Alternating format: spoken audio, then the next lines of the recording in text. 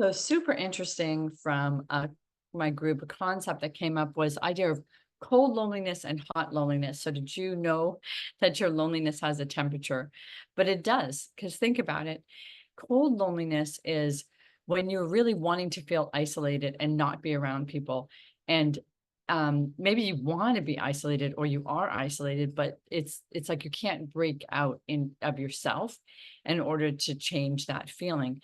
So it's a disconnect feeling, it's a numb feeling, it's I want to go away and not be seen feeling. A lot of times when people are alone, not always, sometimes people have very healthy relationships with loneliness. They want solitude. They really, really value their alone time.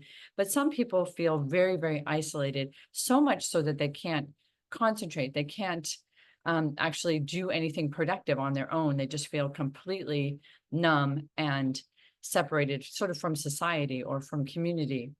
Hot loneliness means you have such strong emotions, such feelings of needing to be around people that it is about emotionality and wanting to be close to people in order to feel some kind of relief.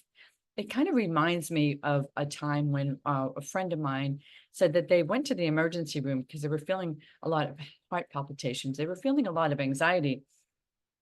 And what they realized they needed was just to be near a human being. And so just actually going into the emergency room, not a great way to use it, the facility, and actually talking to a nurse and getting their blood pressure checked and all of that made them feel connected and relaxed and they could handle it. That's an example of hot loneliness.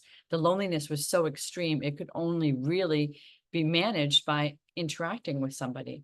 So the next time you're feeling this loneliness, I want you to think about what you're feeling. And maybe it's just getting used to being alone and having productive senses of solitude and being with yourself. A new relationship might be emerging that you're having with yourself that you've never had before, especially if you come from a big family or you've been surrounded by a lot of community. And, in a relationship or a marriage that you often feel that there's always someone around. So this extreme isolation is very jarring on the nervous system. So identify what you need when you're lonely, if you're really disconnecting, and how you can at first start reconnecting with yourself.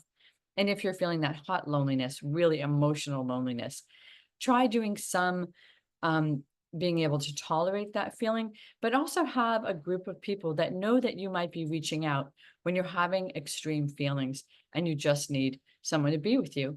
All of that is completely fine because we're humans, we have needs, and we need to identify what we actually need to do or be surrounded by or communicate when we're having strong needs.